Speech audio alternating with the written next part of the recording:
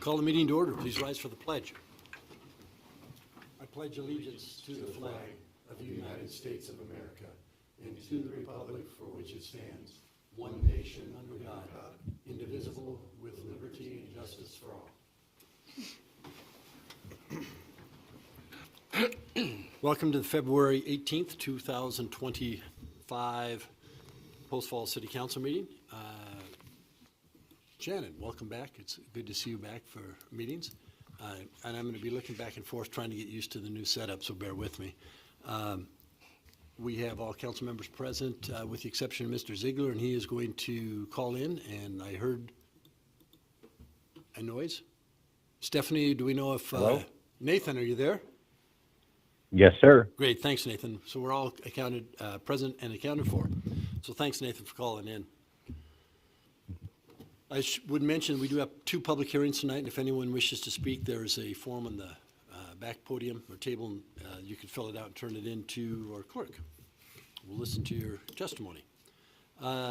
Tonight, under ceremonies, announcements, appointments, presentations, this was tabled from last meeting, but it's the reappointment of Ray Kimball, Bobbie Wilhelm to the Planning and Zoning Commission. I know there was a couple questions asked and answers were provided. So any further discussion and or if someone wants to make a motion for confirmation. Mr. Mayor, can Yes. we move separately on each of them for Sure. the appointments? Thank Sure, you. let's talk Ray Kimball first. Oh, So I guess I'll make the motion, then we can have discussion. I would move to confirm the reappointment of Ray Kimball to the Planning and Zoning Commission. Second. Motion second. Further Second. discussion. Thank you, Nathan. Further discussion. I have my opinions. I know what my vote is. I don't know if anyone wants to hear my reasoning for it. Okay. Just based on the two questions that were submitted, which would you be in favor of a commercial zone only as we go through the comprehensive plan review, and based on public testimony received at planning and zoning, what changes would you advocate for in the comprehensive plan review? I found Mr. Kimball's answers to be not as straightforward as I would hope for his 11 years of experience on planning and zoning, and specifically to the second one, to rely more on his own personal professional experience than listening to what residents said during testimony and taking that and making it useful in the comprehensive plan. I think his quote was, "We rarely get public testimony as it relates to the comprehensive plan." Unfortunately, I found that showed a lack of really listening to what residents say. I wouldn't expect residents to come in and point to a specific part of the comprehensive plan during public testimony about one public hearing and say on page 35, paragraph 2, line 4, I think this needs to be changed. I think it's our job to listen to that testimony, then use our experience and our position to make the changes. So for that reason, I would not confirm his appointment to planning and zoning this time. I would point out, though, that the conversation we had the other night on the housing needs assessment, I made the comment to you, it will be interesting to see how many people show up, and there were probably less than a handful. Sure. So and again, maybe I interpret it differently, but that's the way I interpreted Mr. Kimball's response. Gotcha. Not many people show up. We're in the process of revamping, updating our comprehensive plan, and there's not many people Sure. that do testify. I guess more in my head, I think like when someone comes to the ER and complains of abdominal pain, they don't tell me that their appendix is too big. They say something like maybe related or their understanding of it, and then it's the medical professional's job to interpret what they're saying and use that information with their professional experience to do it. But I would never say that, like, you know, a patient comes and doesn't speak appropriately for me to like make the changes that and so I'm sorry, I don't mean for it to be a tit for tat sort of thing. So anyway, that's Okay. that's Any right. further discussion? Roll call, please. Stickleader, No. Pugh, Aye. Malloy, Aye. Ziegler, Aye. Westland, Aye. Davis. Aye. Motion approved. Thank you very much. And now the confirmation for Bobbie Wilhelm. I move to approve the appointment of Bobbie Wilhelm to the Planning and Zoning Committee. Second. Motion seconds. Further discussion. Roll call, please. Stickleader, Aye. Pugh, Aye. Malloy, Aye. Ziegler, Aye. Westland, Aye. Davis. Motion passes. Thank you very much. Are there any amendments to the agenda tonight? Again, I'm going to apologize for a second time tonight. I'm not sure which direction I'm supposed to be looking yet, so bear with me. I finally figured out to look over at Shannon when I'm asking Shelley a question, so. That's okay. Really, I've consumed no beverages tonight. I'm just trying to figure out where people are. So we don't need to amend the agenda, but the executive session has been removed from this evening. Perfect. Thank you very much. Are there any declarations of conflict, ex parte contacts, or site visits? Seeing none, would you please present the consent calendar? Item A is minutes from the February 4th, 2025 City Council meeting. Item B is payables, February 5th through February 18th, 2025. Item C is minutes from the January 28th, 2025 City Council Planning and Zoning Urban Renewal Agency Joint Workshop. Item D is December Cash and Investments Report. Item E is Mongeau Meadows First Edition Master Development Agreement, SUBD-24-2. Item F is Foxtail 12th Edition Subdivision Construction Improvement Agreement. Item G is acceptance of 16th Avenue rights-of-way and easements for Mongeau Meadows. Annexation ANNX-24-3. And item H is Mongeau Meadows First Edition Subdivision Construction Improvement Agreement. Any questions, comments on the consent calendar? I would move to approve the consent calendar as presented. Second. Motion second. Further discussions? Roll call, please. Pugh, Aye. Malloy, Aye. Westland, Aye. Davis. Aye. Sigleader. Aye. I'm not sure if Ziegler's still there. Sorry. I'm still here. Aye. Thanks, Nathan. Motion passes. Now we're in public hearings. The first public hearing is the Early Dawn and Zorros annexation file, ANNX-24-1. I will open the public hearing.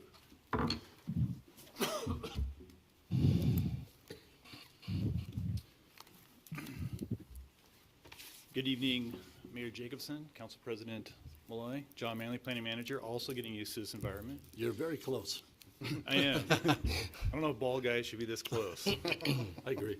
But anyhow, so Early Dawn and Zorros annexation, file number ANNX 24-1. Once again, John Manley, Planning Manager here at the City of Post Falls.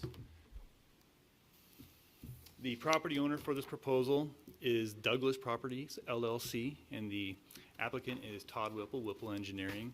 I believe Austin Fuller is here tonight to present with them as well.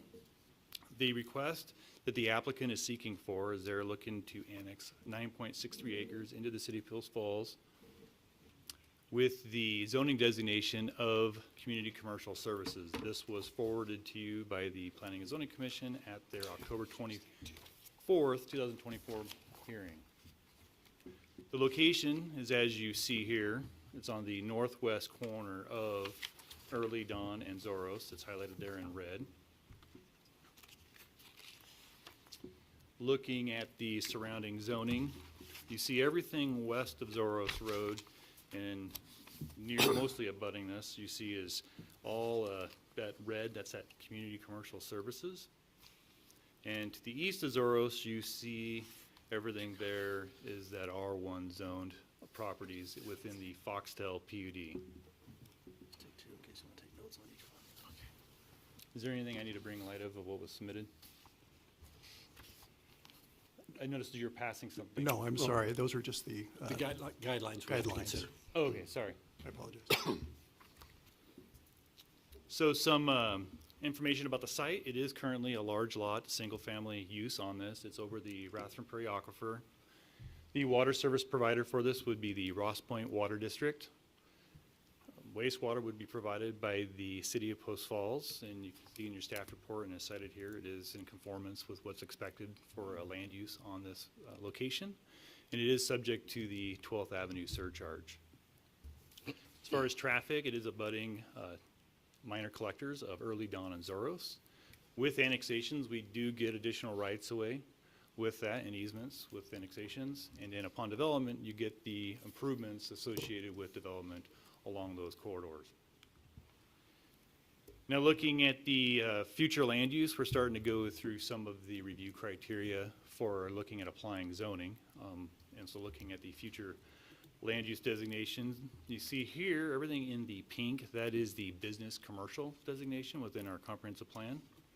And the site is also in the 41 North focus area that you see highlighted here in brown, and the location of the project denoted there in the, with that bullet point. Now, looking at the comprehensive plan policies and how this kind of all works together, you see there on the left, the business commercial, and in bold, I have that CCS. So the comp plan entertains that community commercial services could be an implementing zone for that area. Looking at the 41 North, you can see here some of the provisions that they're looking at as, you know, provisions for multifamily, commercial, and tech uses near your higher classified roadways. Highway 41 is a fairly highly classified roadway. It is in a general vicinity, and it's also adjacent to those collector roadways as cited. That comes into the next one where it talks about the creation of the backage roads. So along 41, you do have Zorros, which is a backage road running, the quarter-mile backage road running north-south, parallel to that. Looking at a goal of the comp plan, that's looking at improving Post Falls transportation network on pace and in concert with the need and plan objectives. And then the next two here I cited policy 24 and 26 kind of plays a role in that. 24 deals with gaining that right-of-way in those easements as cited already. And then policy 26 looks at getting those improvements that would be consistent, adjacent upon development. That's that sidewalk, the bike lanes, and other improvements for continuity. Goal 7 looks at planning for and established types of quantities of land uses. Looking at the community's long-term needs, I cited policy 45 as potentially playing a role for guiding annexations, and that's what we're looking at is, are we interested in annexing this? We'd be looking at water, sewer, the transportation, parks, schools, and emergency services. Looking at what was cited in the staff report, saw some of the improvements would help be consistent with that. Ross Point Water could serve it. Some of the improvements would help access and accessibility along there. That kind of looks at the first two. And then the last one there I would cite is timing that supports orderly development and coordinated and extension of public services. So you do see that everything around it, it's surrounded on all four sides, and would be considered a county island. And so one could consider this as being orderly development and helping facilitate those right-of-way and improvements that are nearby and would help get better access to 41. Goal 12, maintain the city of Post Falls long-term fiscal health. And so here I'm correlating the policy 2, and there are other policies in the staff report that tell maybe the whole story. I'm just kind of citing just kind of the meat and potatoes of the staff report. So we're looking at applying zoning designations, looking at the future land use map, looking at compatibility with some of the surrounding land uses, some of the infrastructure and service plans, and looking at the traffic and the existing and future traffic patterns. Also there I cite that policy 9 there encouraged the annexation of county islands within the city. So ideally, if you're applying zoning correctly and you're getting in your county islands, hopefully you're gaining some efficiencies of that allows you to be maybe more fiscally healthy as a community. Here's kind of an overview of where that's at there in the star in the city as a whole there, just east of 41 in that red star. There is the 3 review criteria that we look for the applying a zoning element of an annexation proposal. I've kind of gone over the first and second criteria with previous comments. The third criteria deals with when we do our public notice and look at public agencies, kind of what kind of demonstrable adverse impact could occur. Here's who we noticed. Of the responses that we've gotten back through the process, most of them have been neutral. They've either been neutral, no comment, or like the Kootenai County Fire, they're going to coordinate at time of development. We did have a couple of comments I would take note. As far as the P&Z, there was a public comment that we got the night of that hearing there that's cited in that PC2 in your packet, the Zito comment. And there was also one as part of the City Council public hearing comments. We got that PC3 of Whipple Engineering. There is the zone change criteria again. So do you have any questions for me regarding Questions, this? Mr. Manley? Can you remind me, I'm so sorry, what are the surrounding zones for this piece of property? I see Yeah. the future land use has it as commercial business, but, So there okay, you see the hatch, so everything abutting on the two sides are all that CCS is that red, Okay. and then to the south. And then west of 41, you see predominantly that quarter mile proximity of being CCS also, And with the one exception of a CCM there that you see in that yellow and red stripes. have those surrounding properties been, have they come through your office for like plating, or do we know what's gonna be developed on them? This kind of gives us an idea of what has been developed in the area. So east of Zorros, abutting, you see a mixed residential density. I'm sorry, I specifically mean what looks like vacant land currently? Oh, right, in this area? So we've had some pre-apps on this, nothing, worth bringing up at this point in time that, we can cite. We just general type commercial development pre-apps on those. Okay, Obviously, we could see what's been developed here. We've had this has come before you, I believe a couple other times. And now they're coming forward with the CCS. We know, do you want to know anything about the west side of 41? no, I don't think so. Okay. Just like that little block is what I was looking for, so, thank you. Any questions, Mr. Manley? No. Thank you. Applicant wish to speak? Name for the record, please, and the timer's on the table to your right. There you go. Good evening. My name is Austin Fuller, representing Whipple Consulting Engineers, 21 South Pines Road, Spokane Valley, Washington. With me are Todd Whipple and Elizabeth Tellison, who's the attorney for the project, and she may speak after this. So I have a PowerPoint. It is for both annexations tonight. I'm going to be talking about the first one, which will be at the north side and the top of the screen, just to get that out of the way. I'd like to thank staff for the presentation and the report. You always do a great job. And let's get started. This is for the Early Dawn annexation, which is at Early Dawn and Zorros Road. This is the site vicinity map. The site is at the top. It's the big square one. North is up on this image. To the east is Zorros Road. To the south is Early Dawn Avenue. As you can see with the vicinity of the site, to the east of the site is Foxtail Addition. To the south is the Bluegrass Farm Apartments. And then to the west is the Circle K and Grocery Outlet. This is our data table. The site is approximately 9.67 acres. We are currently in the agriculture zone in Kootenai County, and we're proposing the CCS zone in the city of Post Falls. This is the county current zoning map. As you can see, there's a pocket, we call it a donut hole, county pocket, county island, and it's in the agriculture zone, which is that green in Kootenai County. And this is the city of Post Falls zoning map. As you can see, this site would fill in that donut hole. Surrounding the site to the north, the west, and the south are CCS zone properties. And to the east, in the R1 zone, which is that gold color, is residential property, including Foxtail Addition. This is the future land use map for the city of Post Falls. As you can see, this property is in the business commercial future land use, of which CCS is an implementing zone. Annexation criteria: is the proposed zoning district consistent with the future land use map and focus area contained in the currently adopted Post Falls Comprehensive Plan? Yes, the answer is correct, or the answer is yes. This is in the business commercial land use map of the city of Post Falls, which is that pink color we talked about earlier. This site meets annexation criteria A.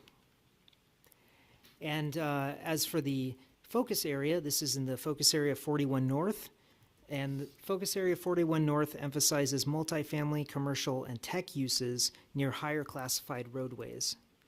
And so this site is near a higher classified roadway. To the north is Hope Avenue, which is above the diagrams I showed earlier, and then to the south is Poleline, which are both higher classified roadways, as well as Zorros to the east, and then Highway 41 to the west. Is the proposed zoning district consistent with the goals and policies contained in the currently adopted Post Falls Comprehensive Plan that are relevant to the area under consideration? I'm going to go over this briefly. We have Goal 6, maintain and improve Post Falls transportation network. Goal 7, plan for and establish types and quantities of land uses in Post Falls. Policy 8, encourage compatible infill development and redevelopment. Policy 9, encourage annexation of county islands within the city. Policy 14, follow all annexation procedures established by Idaho state and city ordinances. Both sites meet these annexation criteria. And then we have a couple more. Policy 24, plan for and protect transportation corridors from encroachment. Policy 26, maintain and improve the continuity of sidewalks, trails, and bicycle paths. Policy 33, annexation should help implement Post Falls transportation plans. And again, this site meets annexation criteria B. Annexation criteria C is, does the proposed zoning district create a demonstrable adverse impact upon the delivery of services by any political subdivision providing public services within the city? And there was no evidence in the record supporting a demonstrable adverse impact from a future project. All public services are available and adjacent to this property. Any impact on city services from a future project should not impact services beyond an acceptable level per the comprehensive plan. This is the site. As you can see on Zorros Road, we have both sewer and water. Sewer is in green, and then water is in blue. Both of them are on Zorros Road. Sewer is also on Early Dawn Avenue to the south, and then water kind of ends right at the site. My presumption is that it would be continued onto the site upon further development. And a water will serve letter from Ross Point Water District was provided for this project, or for this annexation. The site meets annexation criteria C. And annexation criteria D is the annexation of the property in the best interest of the city. The properties are anticipated to access Highway 41 from Hope Avenue to the north and Poleline Avenue to the south. Both of these connections to Highway 41 are signalized, which would allow for convenient access to or from the properties. Early Dawn Avenue to the south is not signalized, but there is a right-in, right-out opportunity that would be convenient as well. Annexation of the properties will provide additional opportunities for development in the CCS zone. And the future land use of the properties is business commercial, of which the CCS zone is an implementing zone. The properties are within the focus area 41 North, which prioritizes retail, mixed use, multifamily, and tech uses. All of those would be allowed or special uses within the CCS zone. And I'll talk about that a little bit later. And the properties are flat, which is appropriate for the CCS zone. This site meets annexation criteria D. We received a few public comments. I'd like to briefly go over those. There was a concern with the lack of open space, and this parcel is privately owned and has no requirement for public open space. The city of Post Falls requires a park impact fee to be paid at building permit for the city to acquire public parklands and improve existing parks. Then there was another comment that there was a concern that no site plan is attached to the annexation application. At this time, we're asking for annexation of the city of Post Falls as CCS. No site plan is required to request for annexation, as we consider all CCS approved uses. Comment number 3 was a concern that this will impact property values for nearby single-family homeowners. And in our experience, development within an area typically increases property values rather than decreases property values. These are a few uses on this slide that are outright permitted in CCS and encouraged in the focus area 41 North. Under group living, we have nursing homes, residential care facilities, room and board house, hotel, motel, and tourist court. We also have general sales or services. There are quite a few. I've listed a couple of them. Retail and grocery store. There are many more. Under professional, scientific, and technical services, we have office and restaurant. There are several types of restaurants that are in the code, just mentioning that as a general subject. And then these would be uses that would require a special use permit, and these are also then enhanced or supported by Focus Area 41 North. Residential, so a townhome with 6 or fewer units. Multifamily or group home. Service garage, paint shop, or detailing. Tractor, heavy trucks, dealership and leasing of those. And then leasing commercial or industrial machinery and equipment. And also research and development, which is, again, a very broad topic. We're here for any questions. We ask that City Council approve this project, and we reserve time for rebuttal. Any, excuse me, any questions for the proponent? Seeing none, thank you. Thank you. Anyone wishing to testify? We have none. Do you want to have time for rebuttal? Nothing was said. No, sir. With that, I will close the public hearing. First question, council, is Chris. You want to take it from there? Sure. Thank you, council. I'm fielding questions tonight for Mr. Harrington. He said generally he gauges the interest on question number 1 before he proceeds First to question, the yes. remaining. So is annexation of the property in the best interest of the city? Then I'd open it for discussion on that issue. Council. So yes, it's a county island. It would give us the right-of-way to provide the pedestrian connectivity from the neighborhoods to the east to the trail along 41. And we already have utilities running along the site boundary. I would also add that it's a critical component of the planned backage road along Highway 41. And this is connecting two portions of that that will be critical, I believe, to keeping pressure off of Highway 41 as it continues to develop. Seems like a county pocket, and we generally don't have an issue with that, so it's reasonable. I believe the answer would be yes. Thank you, council. All right, let's move on to the zoning criteria. So number 1, again, this is for the recommended zoning of CCS and a 9.67 acre potential annexation. Number 1, is the proposed zoning district consistent with the future land use map and focus area contained in the currently adopted Post Falls Comprehensive Plan? Yeah, CCS is an implementing zone of the business commercial land use designation. And 41 North would be consistent with surrounded zones as well. Okay. Thank you, council. Number 2, is the proposed zoning district consistent with the goals and policies contained in the currently adopted Post Falls Comprehensive Plan that are relevant to the area under consideration? Yeah, I think we already mentioned a couple of them, the backage road, the pedestrian connectivity, and the connecting in county islands. I may argue the opposite in light of our recent housing needs assessment. Some of the uses that are allowed by right in the CCS zone, while annexing it in and allowing development, do seem to support the transportation goals and policies, and mostly the transportation goals and policies of the city. It's my understanding that the goals and policies are not weighted as stated in the comprehensive plan. So to me, some of the goals that are more important that I feel like this specific zone does not meet or works against. Goal 1, we're looking for a balance of land uses in Post Falls. The housing needs assessment was very clear that additional high-density housing, which is allowed outright in CCS, is not something that we need additional of right now in Post Falls.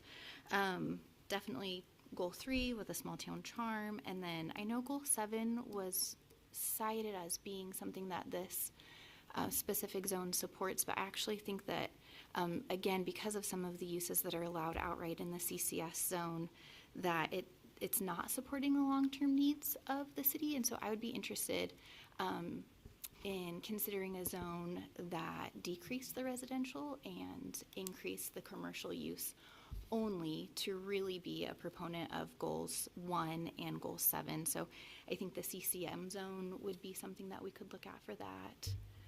It'd be great if we had a commercial-only zone that didn't allow any residential by right or by special use permit, but presently that doesn't exist in our comprehensive plan. Any other comments? One quick note, the multifamily or isn't allowed by right Special use in permit. CCS, it's a special use permit. I'm sorry, I thought I Item. just had that conversation to confirm that, but okay. No worries, sorry. Okay, well, still, I have no It's a special control use permit process. special use permit, so I suppose my opinion would still stand. Thank you for the correction. Joe? I guess for some background on this is this particular piece of property, I believe, has come before us a couple of times. And at the times it came before us then, Highway 41 was still very much in its infancy, under construction. And the impact to traffic at that time of any commercial or high-density use, I felt like was going to be too much of an impact for the rest of the community because Highway 41 was already a mess. So it's already complete between Mullen up to Way out there. Way out there. And by the time anything gets built on this particular plot of land, the what I've always called dysfunction junction down by the Highway 41, I-90, Celtice Way should also be complete. So any kind of high-intensity usage, whether it's commercial, which often creates more traffic than high-density residential, between Highway 41 being complete, the new interchange at 41, Celtice, and I-90 being complete, and the backage road of Zorros being complete, there's really no place else in the city that will be better set up to accommodate high-density, high-intensity uses. So I think this is a good spot for it now that the infrastructure has gotten in front of it. That's my opinion. The timing fits, yeah. Okay. Thank you, council. Number 3, finally, does the proposed zoning district create a demonstrable adverse impact upon the delivery of services by any political subdivision in the city? No comments to that effect. Noted. And I don't think there was any testimony to that effect. So thank you. Excuse me, Nathan, before we go to a vote, do you have any comments? No, thank you. Entertain a motion. Move to approve the early dawn and Zorros annexation file number ANNX-24-1. Second. Motion second, further discussion. Do you need anything else, Chris? No, that would be fine. Further discussion? Roll call, please. Malloy, Aye. Ziegler, Aye. Westland, Aye. Davis, Aye. Sigleader, No, Pugh, Aye. Motion passes. Thank you very much. Question for Go ahead. council. Is the zoning designation implied in that motion, or do you need a separate one for that? And that was where I was seeking some clarification. It sounded like Field generally prefers the motion to be as one, but since we've already gone on the annexation, why don't we just move on to the motion on this? No, I'm that's so okay. sorry. It's okay. That's all right. It was not your error, that was mine. Okay. So, real quick, do we need to, because you were in favor of the annexation? Yes. So do we need to repoll the council on the annexation and then do the zoning? I think if we could have a motion on the annexation and then an annexation on the zoning I separately, will I'd withdraw. appreciate it. Can I withdraw my motion and the whole thing and get a redo? Let's do it again. Do over. Mulligan. Sorry. Well, my bad, too. I would move to approve the early dawn and Zorros annexation file number ANNX-24-1, and that it be assigned the CCS zoning designation. Second. Motion second. Now further discussion. Now we're doing it all as All one. in one. Okay, Yeah, so- all right, got it. Okay. I messed you up, sorry. Roll call, please. Malloy, Aye. Ziegler, Aye. Westland, Aye. Davis. Aye. Sigleader, No. Pugh, Aye. Motion passes. Thank you very much. And sorry for that confusion. No, that was Sorry. on me. No, I missed it. apologize. I missed it as well. I was wondering, but I wasn't sure, so. And I'm still getting used to the new, talking about annexation separately from the zoning, so, sorry. I did remember where to look, though, for the question this time, so. With the next item on the agenda is Poleline and Zorros annexation, file number ANNX-24-2, and I will open the public hearing.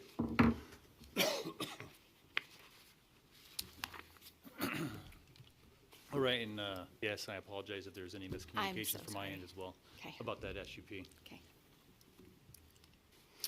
So yes, the Poleline and Zorros annexation, Annex 24-2. The owner is Douglas Properties LLC, like the last one.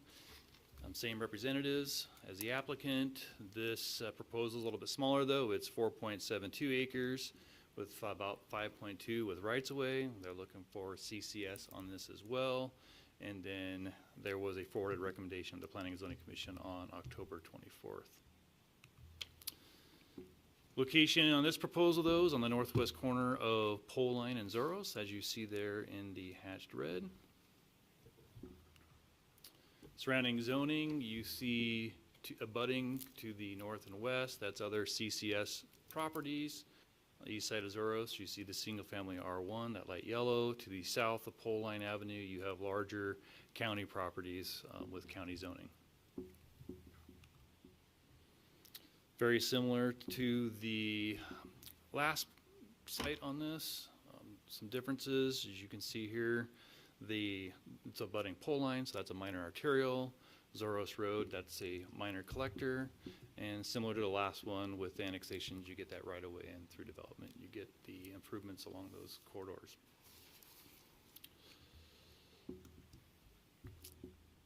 Here, business commercial is also the future land use designation on this, and this is also in that 41 North focus area. Kind of went through the same goals and policies for this site as the previous one, so I'm just gonna move along here, not go to the same conversation. Similar with the goal 7 for this one and the elements for guiding annexation. We also looked at this one here, similar to looking at the long-term fiscal health, applying zoning per the following cited here. I did cite policy 9, encourage annexation county islands. This technically is not a county island, it's not to the south of Poleline, that's in the county. But all it would take is a couple annexations and this would be a county island. So I'm just bringing that up though. But if this annexed and upon development, this whole thing would mitigate the opportunity for creating a county island. There's a location there in the city. There's the review criteria, kind of gone over the first two. Here's what we did with the noticing. Here's the comments received. Similar to the last one, they were either neutral, no comment, no impact, or coordinate at time of development. You did see with the highway district, they did want to request that we get all portions of Poleline Avenue, and that's typical with annexations. We go to the opposite side of the road, so we get all of the right-of-way with annexations. And then here in addition to the planning and zoning, we just had the Whipple comment that was in your staff report. Any questions for me on the staff report? Kind of a repeat, wasn't it? A little bit, that's why I tried to just push it along. Appreciate it. Seeing none. Applicant wishes to speak again.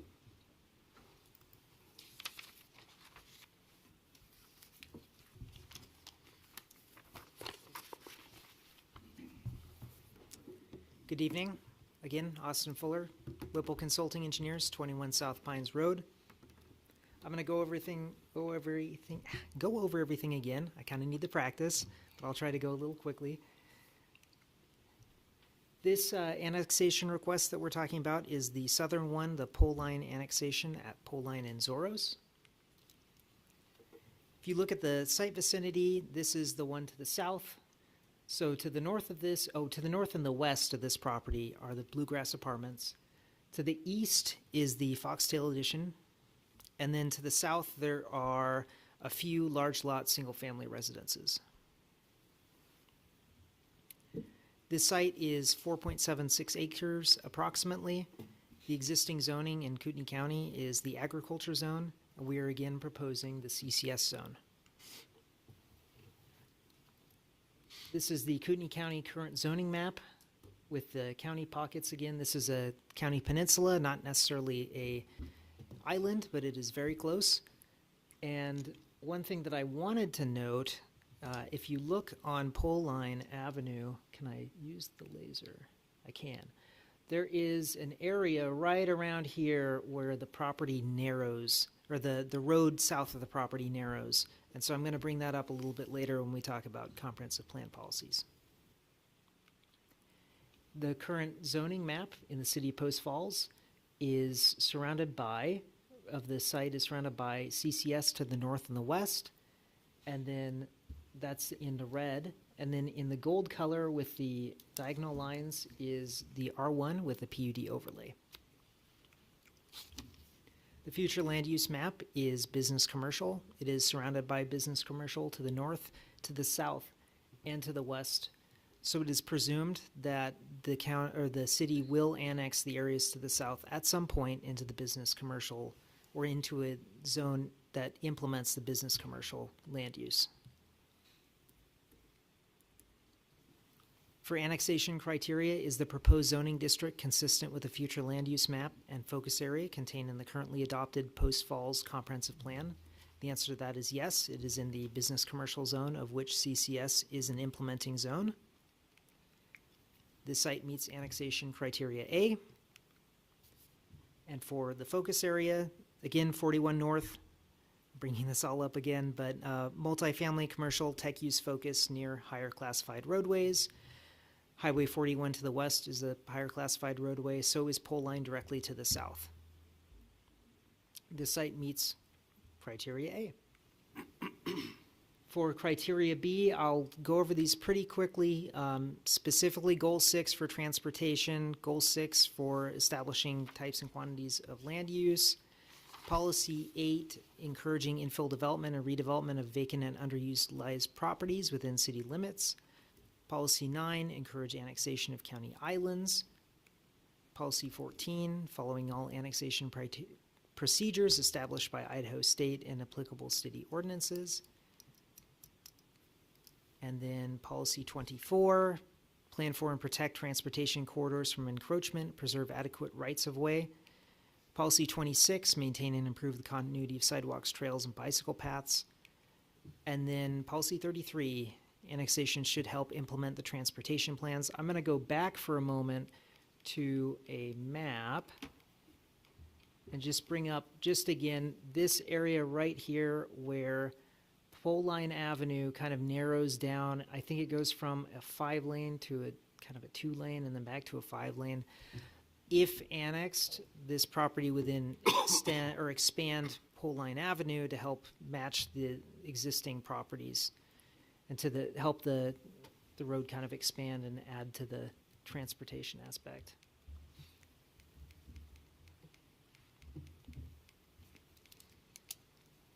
Okay, criteria C. Does the proposed zoning district create a demonstrable adverse impact upon the delivery of services? Again, there's no evidence in the record supporting a demonstrable adverse impact. All public services are available adjacent to this property. For this one, Poleline to the south, Zorros and Poleline both have adequate services. Green is the sewer, blue is the water, and they're adjacent to the site.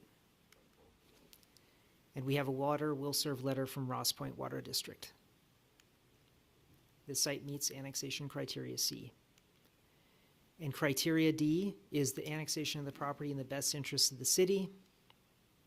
Properties are anticipated to access Highway 41 from Hope Avenue to the north, mostly Poleline Avenue to the south. This connection, Poleline, is signalized and it allows for convenient access to or from the properties. Annexation of this property would provide additional opportunities for development within the CCS zone. The future land use of the property is business commercial, which again, the CCS zone is an implementing zone of business commercial.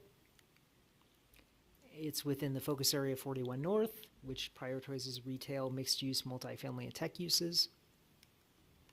Properties are flat. This site meets annexation criteria D. We've been over these public comments before. There was a concern about open space. Again, there will be park impact fees that would be paid at building permit for the city to acquire park lands. There's a concern that no site plan. Again, we're not presenting a site plan today. This is for annexation, so we're going to consider all approvable uses for the CCS zone. And then there was a concern that this would impact property values.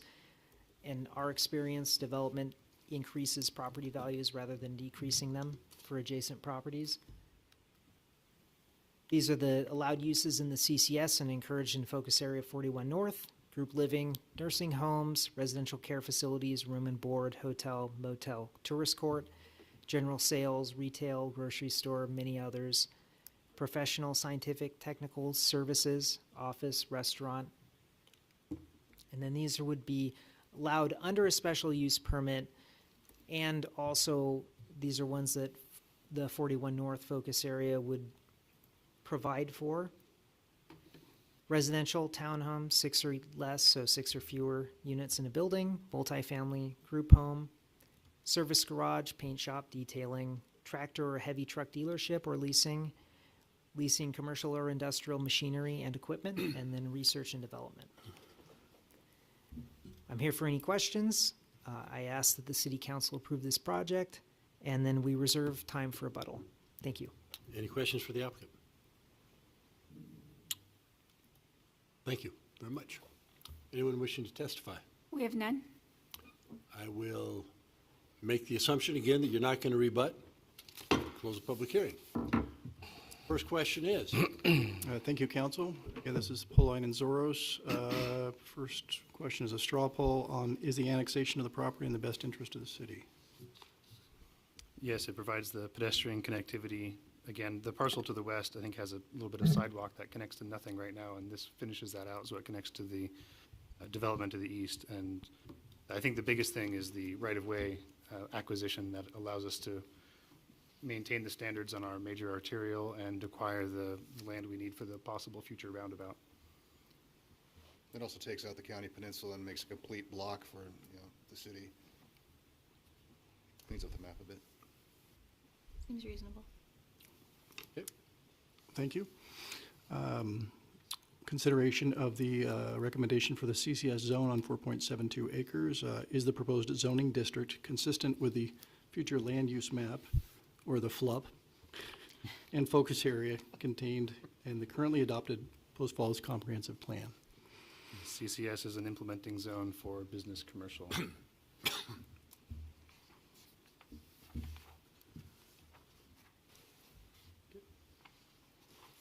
Okay. Number 2, is the proposed zoning district consistent with the goals and policies contained in the currently adopted Post Falls Comprehensive Plan? Yeah, we pointed out the pedestrian connectivity, the right-of-way acquisition, and the relationship to County Island already. Agreed. And finally, demonstrable adverse impact. Any evidence on that issue? None was noted. No evidence. Noted. Can I say, just back Sure. to criteria too, before I give my vote, that just based on the same things that I explained previously, I think that there are other goals and policies without having more information, and in light of our recent housing needs assessment, there are other implementing zones in this area that I feel would be a better fit at this time and don't meet the goals appropriately enough for me to have a yes vote. Thank you. Thank you, Councilwoman. And number 3, we've addressed, so. Yep.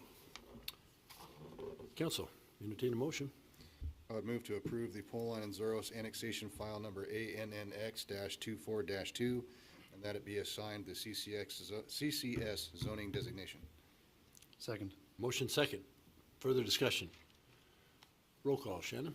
Ziegler, Aye. Westland, Aye. Davis, Aye. Sigleader, No. Pugh, Aye. Malloy. Aye. Motion passes. Thank you very much. Next item up tonight, unfinished business, returning ordinance of resolutions, and we have several. Squeak in your announcements, Jim? Yeah. Let's take a break because I forgot my mayor announcements here. So first of all, I want to thank Council President Malloy for covering for me 2 weeks ago. Short notice, I intended to be here until about 2 hours beforehand, so thanks for stepping in. The Government Finance Officers Association has awarded the City of Post Falls the Certificate of Achievement for Excellence in Financial Reporting for its annual comprehensive financial report, and the award for Outstanding Achievement in Popular Annual Financial Reporting for fiscal year 2023. These awards recognize the city's commitment to transparency and high standards in financial reporting. Congratulations to Finance Director Jason Faulkner and his team on well-earned recognition. And as I say this every year, it's something we've become accustomed to, and we really appreciate your efforts in this. And the City Council will hold a special budget meeting tomorrow, February 19th at 5:00 p.m. in the second floor conference room at City Hall. The agenda is posted on the city's website, postfalls.gov. Thanks, Joe. Now we'll get into unfinished returning ordinances and resolutions. First is the fiscal year 2025 budget amendment number 2.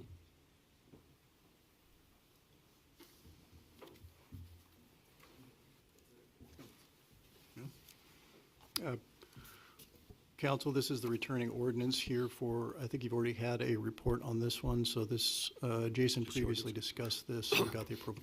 Just the ordinance. So we just have an ordinance reading. I move to place the ordinance fiscal year 2025 budget amendment number 2 on its first and only reading by title only while under suspension of the rules. Second. Motion second, further discussion. Roll call, please. Westland, Aye. Davis. Aye. Sigleader, Aye. Pugh, Aye. Malloy, Aye. Ziegler, Those two. Aye. I was just checking, wanted to make sure I texted Nathan, see if he was going to still be on, so, excuse my reading the phone. Motion passes. Chris? An ordinance of the City of Post Falls, Idaho, amending the annual appropriation ordinance 1522 for the fiscal year beginning October 1st, 2024, to reflect the receipt of unscheduled revenues and to authorize expenditure of previously unbudgeted fund balance, increasing and establishing the appropriations for expenditures in various departments and funds, providing that the tax levy upon taxable property within the city is not affected hereby, providing that all ordinances in conflict herewith are superseded by this ordinance to the extent of such conflict, and providing that the ordinance shall be effective upon its publication date. I move to approve the ordinance fiscal year 2025 budget amendment number 2 and to direct the clerk to assign the appropriate number and that it be published by summary only. Second. Motion second, further discussion. Roll call, please. Westland, Aye. Davis. Aye. Sigleader, Aye. Pugh, Aye. Malloy, Aye. Ziegler, Aye. Motion passes, thank you. Next item is the ordinance on police access in exigent circumstances. I move, same story on this one, right? Same story All as right. a returning ordinance. Thank you. I move to place the ordinance on police access in exigent circumstances on its first and only reading by title only while under suspension of the rules. Second. Motion seconds, further discussion. Roll call, please. Davis. Aye. Sigleader, Aye. Pugh, Aye. Malloy, Aye. Ziegler, Aye. Westland, Aye. Motion passes. Mr. Gabbard. An ordinance of the City of Post Falls, Kootenai County Municipal Corporation of the State of Idaho, providing for a new code section 18.24.020.Q titled Police Access Exigent Circumstances, providing that remaining sections of Post Falls City Code shall remain in effect, providing for severability, providing for this ordinance to be in full force and effect from and after its passage, approval, and publication according to law. Move to approve the ordinance on police access in exigent circumstances and to direct the clerk to assign the appropriate number and that it be published by summary only. Second. Motion second. Discussion. Roll call, please. Davis, Aye. Sigleader, Aye. Pugh, Aye. Malloy, Aye. Ziegler, Aye. Westland, Aye. Motion passes. Thank you. Next item, ordinance prohibiting disruption of or obstruction of city government operations and offices. I move to place the ordinance prohibiting disruption or obstruction of city government operations as offices on its first and only reading by title only while under suspension of the rules. Second. Motion second. Further discussion. Roll call, please. Sigleader, No. Pugh, Aye. Malloy, Aye. Ziegler, Aye.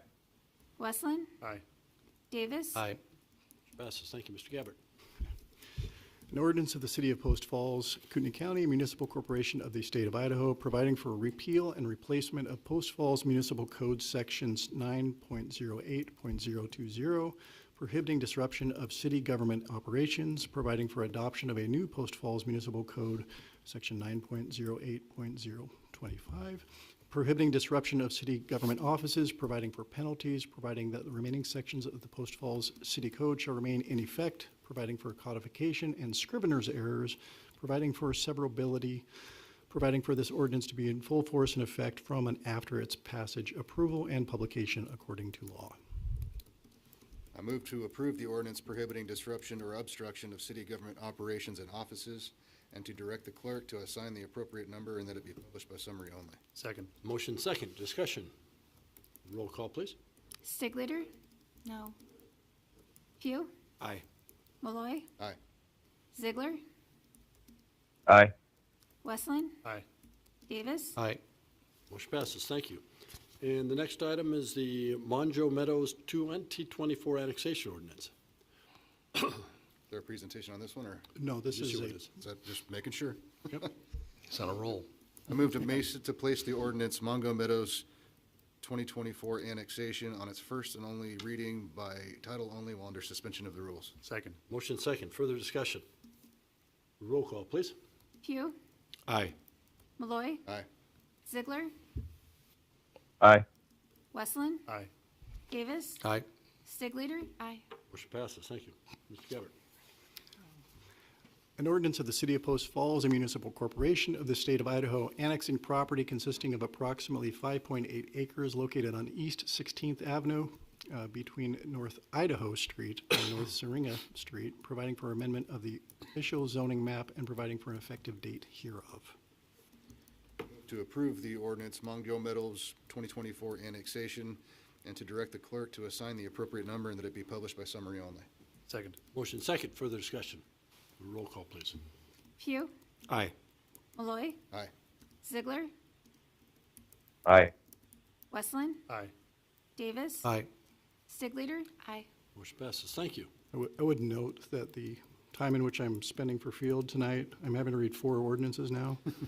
So just noted. You did a very nice job, and you'd be happy that council voted to have you read it by title only. Yeah. Otherwise, we'd put you in the corner. The taxpayers, thank you for being on salary. Yeah. Yeah. So, So the next item up is Water Reclamation Facility Tertiary Treatment Project, JUB Contract Amendment.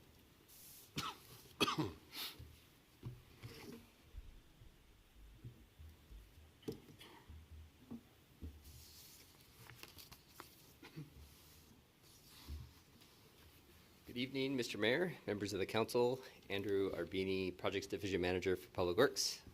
I too am learning this new setup, so bear with me. My presentation this evening is on the Water Reclamation Facility Consultant Contract Amendments. Worth noting that this covers 2 separate items on the agenda. It's item E and F under unfinished business. Talk a little bit more about that as I go through. So the summary of my presentation this evening, I'll provide a brief recap of the tertiary treatment project. I say brief because you heard the in-depth overview, and I think that really encapsulated the intent of the project and also a lot of where we are today. That was the February 4th City Council workshop. This, as I mentioned, this covers 2 contract amendments.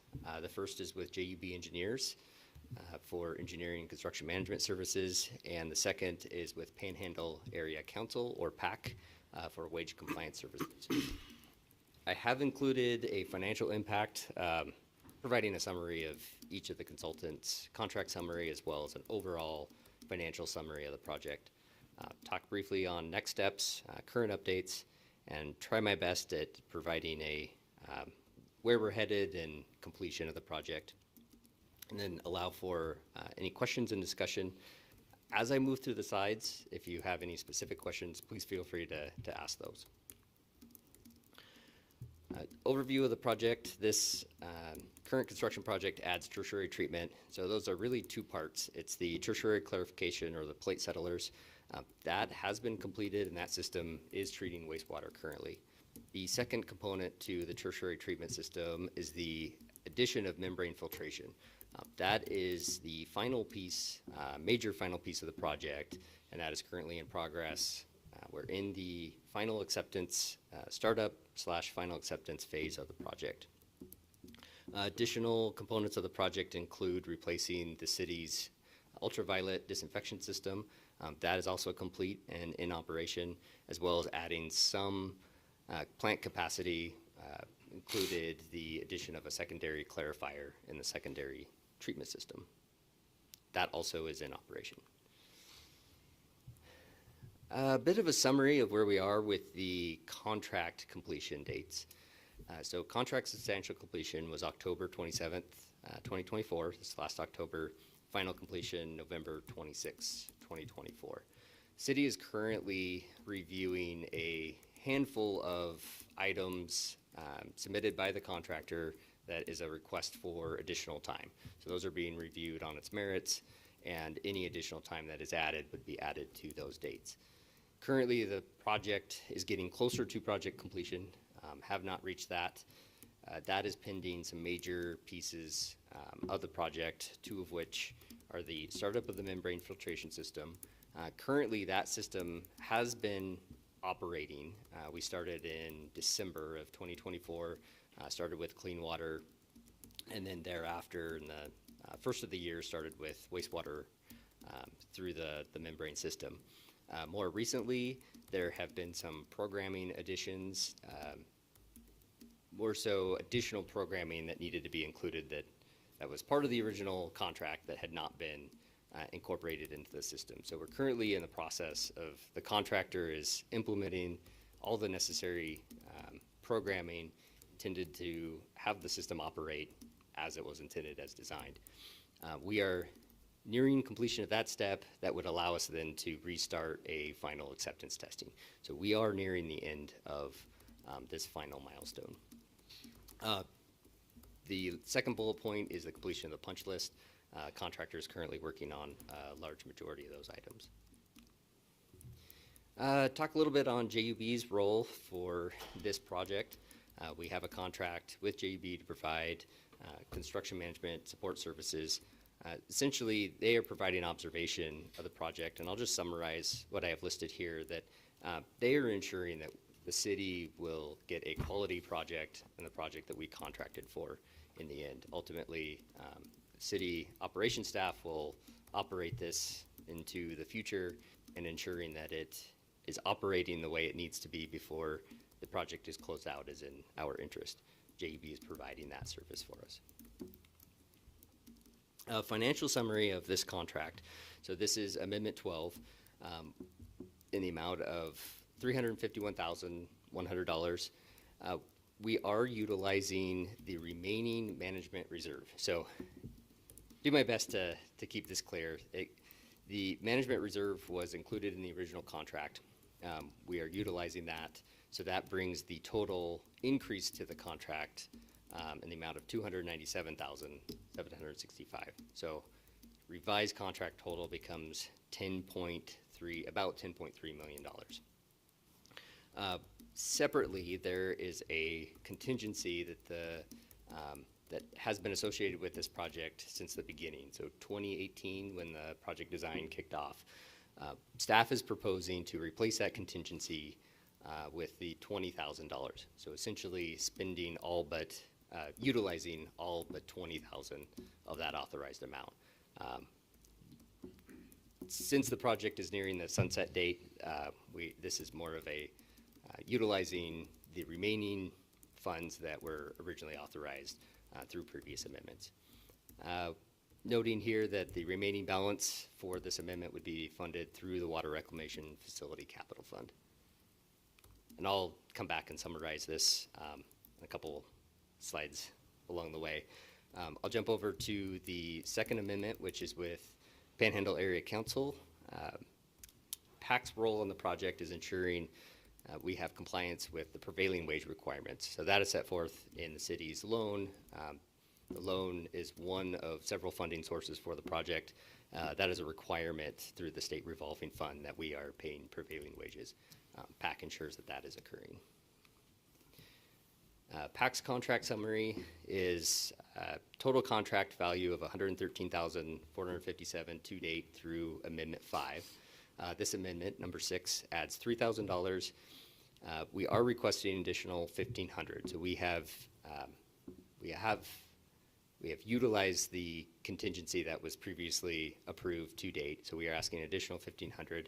This is actually both contracts, JUB and PAC, are T&M, time and material contracts. So any unused amount, that would belong to the city at the end of the project. Total revised contract value becomes $116,457. So this table will look familiar. This was presented at the workshop on February 4th. This has the updated contract amounts for JEB and PAC. On the far right is the percent change from the original contract at bid award. Ultimately, the total contract amount is $51.4 million, approximately. Jump to the next slide. This is the financial fund summary. So essentially illustrating that where the funding source is at, and that this number, the bottom number, is in alignment with the total contract amount shown on the previous slide. The additional cost for both PAC and JUB's contract amendment will be funded through the Water Reclamation Facility Capital Fund. That's the second line on this slide. Worth mentioning again that as we've gone through this and have made adjustments through the project, that the funding sources continue to be aligned with the master plan and the financial strategy that we've developed. So we are not anticipating any significant impacts to other projects or needs associated with the wastewater system. Immediate next steps. So completing the startup of the membrane filtration system remains priority number one, and the focus of the contractor to complete that process. Completing the final acceptance testing of the tertiary treatment system as a whole. So that essentially occurs following the membrane filtration system. And then a final note, anticipate that we will have a future discussion with DEQ regarding the compliance schedule. I believe it was mentioned previously that we did submit notice late last year, November, December, letting DEQ know that we were meeting requirements set forth in the NIPD's permit. So that milestone did occur. With that, I will stand for any questions. Andrew, I told John I was going to ask this question. You know, I've been kind of chuckling because it's been going so long, but now seriously, what's our completion date? I will do my best to provide. I'm not holding your feet to the fire. So where we are today, the contractor came back to the site. I'll give a little bit of a background and I'll get to my point. The contractor came back to the site Monday. That was following about a week of programming and implementing the requirements that were in the contract documents. That took some time. The membrane supplier is back on site as of yesterday.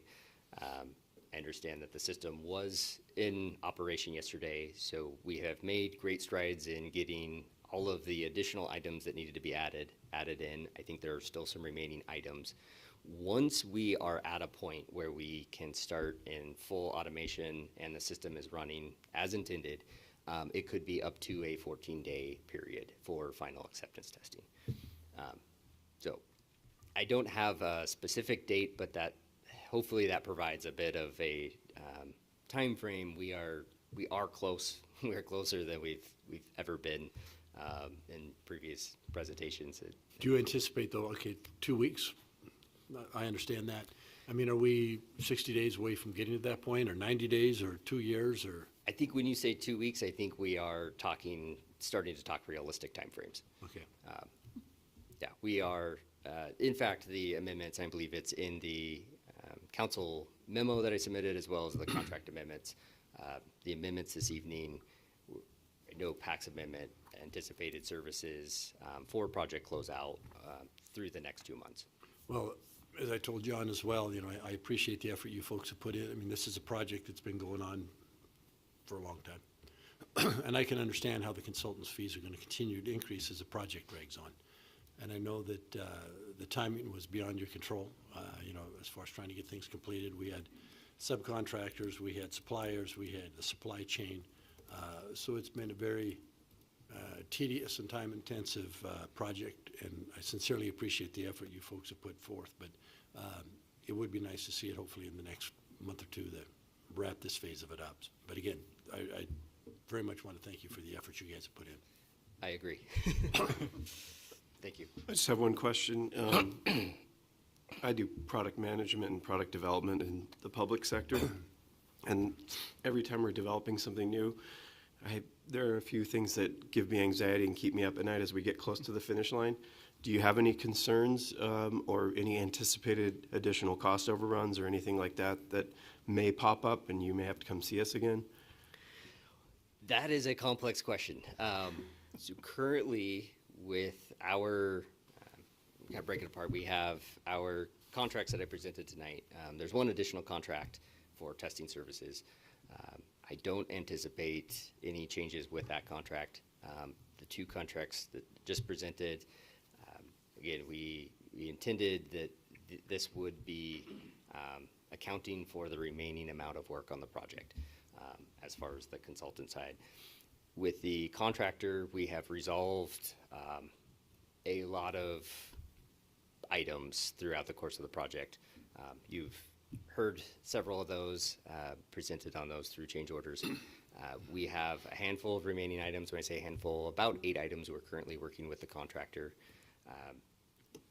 We've found that resolving the items takes a lot of ambiguity and grayness out of the equation, out of a potential argument down the road. So we have continued to endeavor with that approach in resolving matters. To speak to what could come, I think the number of items are much, much smaller until we reach a project closeout. There's a part of that remains unknown. Our continued focus is the quality, that we are not, I think Mr. Beecham said it best at the workshop, that we are not willing to sacrifice the quality for the sake of time. So while we do want the project to reach completion, we are ensuring that we are truly receiving what we contracted for, what we intended. And part of that is our operations crew understanding a new treatment process. This is all brand new for us, and there's a learning curve involved, and that we're not just being handed the keys, so to speak, and contractor leaves. So there's a whole transfer that is occurring. Is that what you were talking about with the JUB, like an observation role that JUB is playing, I think you said? They provide, JUB's role does include some of that. The bulk has been the actual installation of the equipment, the facility itself. They do have supporting subconsultants that specialize in the membrane filtration technology and our UV. SPI is a firm that we are working with. They are contracted under JUB, and we are anticipating we will see more of their presence as the contractor wraps up completion, steps away, and hands the keys over to the city. We will have support services that the contract amendment with JUB tonight ensures that level of support continues for the next year. Okay. Thank you. Sorry, that might have been a long. No. Samantha? Simply, if we do not approve this request, then what happens to the project so that it can be asked and stated for the record? There are always options.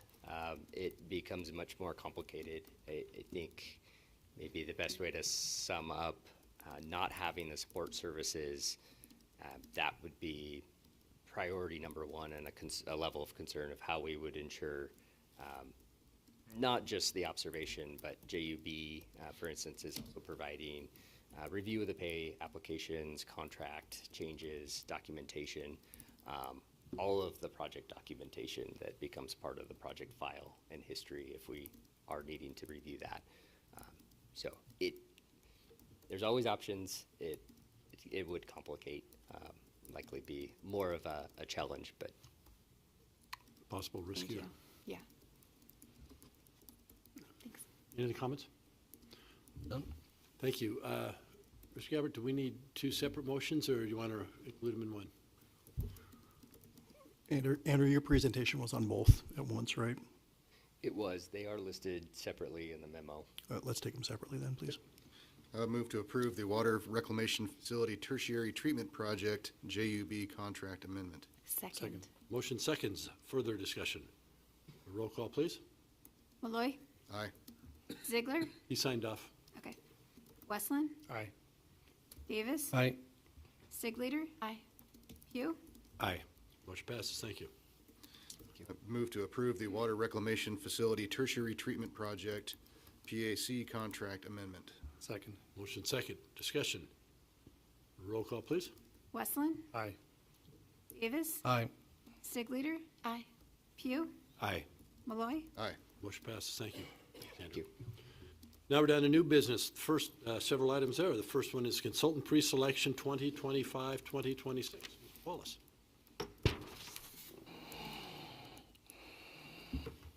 Good evening, Honorable Mayor, and members of the council. Robert Paulus, City Engineer. City staff is requesting your consideration this evening and hopefully your approval of the pre-qualification consultant list for professional services that would run through December 31st of 2026. The city has maintained, and in conformance with state code, a pre-qualification list for several years. At the present time, we have maintained an every 2 years of updating that list. A lot of that is due to staff rotating at the different consulting firms that we work with and wanting to keep the list in line with what we're looking for professional services. In October of 2024, city staff advertised for the openings that were coming up with our short list. We received applications from 40 firms, and their applications were divided into 12 principal disciplines. A review committee consisting of members from Parks and Rec, Public Works, and Community Development reviewed and scored those applications, and then put together firms as either being qualified or not qualified. And part of that, in not having hierarchy, that's important for staff, because when we look at getting a consultant to do professional services for us, we need to look at them as being the best qualified for the project at hand. So what we will typically do is we'll take a look at a project that we have, take a look at the pre-qualified firms and see which one has the qualifications that best match a similar project. Now, having a list such as this does not preclude staff, if there's something special or out of the usual or requiring very special skills, that we can still go out and advertise for requests for qualifications and then review those. The benefit of having a list like this is it does save time and it does save some money for the city of Post Falls, so that we don't have to go out every time we want to do a job and advertise, score, and then make a recommendation. So unless you have any questions, again, our recommendation is to adopt the pre-qualification list presented to you, and if adopted, we would be sending out notices to all the firms tomorrow. Rob, it's a pretty thorough list, and a lot of names that we're familiar. So I'm assuming that there are a lot of repeat consultants on that list. There's a lot of repeat firms, but there are a few new ones as well, and that's also good to see as well. Questions for Rob? Can you explain, just for me, sorry, how this list relates to when we go out to bid? Is this a list that we use when we don't have to bid and doesn't need approval? Or this is the list that we ask for bids? So the way the state code is written, when hiring professional services, we have to go with the most qualified consultant for that job.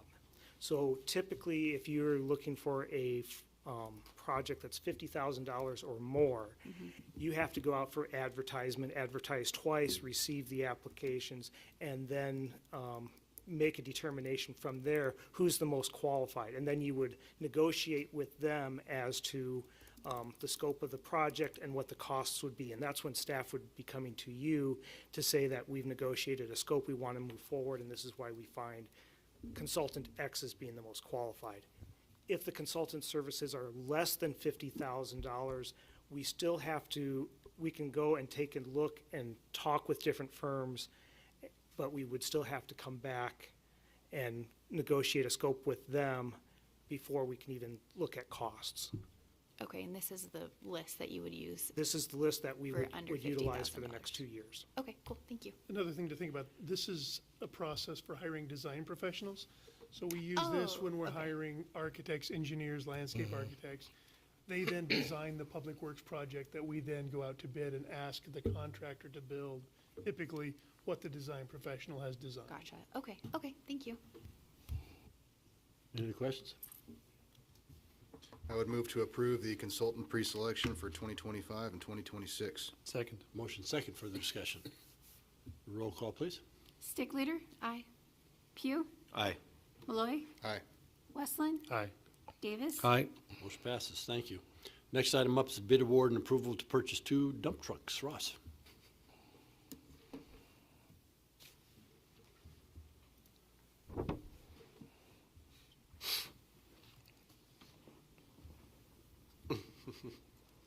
This is new to me too, Arpa.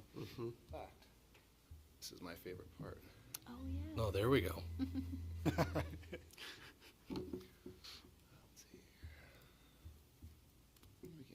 All right. Good evening, Council. My name is Ross Junkin. I'm the Public Works Maintenance Manager for the city here, and I'm coming to you requesting bid approval and purchase of 2 replacement dump trucks. So as you can see, we have 2 trucks, 2 existing trucks here. You can see the pictures of them. Both 2004 Freightliners. Of note, the top one has a wing plow. You can see on that. And that will come up later on in the discussion. A little overview of our replacement process that we use. We used to replace fleet assets at the end of their service life. So that's how we go about it. We've created a process where we look at each individual asset that the city owns, and using best management practices, we've identified how long those should last in a city environment. And we've created a huge spreadsheet, has all, I don't know how many hundreds of assets we have at this point because it keeps growing. But you can, in the dump truck world, we've identified they're about 12 years old. That's about the time you want to replace them to get the most value out of them when you resell and stop incurring a lot of extra costs in maintenance. The second bullet talks about our current replacement fund. We have roughly $10 million in that realm. Finance handles that number for us.